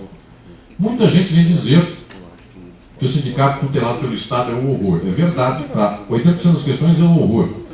Mas se o sindicato não tem também nenhum vínculo maior do que só esta estrutura interna do sindicato, ele vira sindicato comprado pelo empresário. Então, é possível isso. Quando eu digo lá, o sindicato tem que ter base rígida, municipal. Se eu soltar, vira sindicato de bairro. Ou seja, tem uma empresa só no bairro, tem um sindicato da empresa, o dono da empresa dá um churrasco para o sindicalista, acabou. Então, também é preciso pensar que o pior, o que manda no sindicato, em termos de tragédia, é a lógica do sindicalista em prol do capitalismo. Claro, são todos sindicalistas assim? Não, óbvio. Eu conheço, inclusive, sindicalistas de alma revolucionária, eu posso dizer uma lista de gente assim. Mas eu quero dizer mais que isto.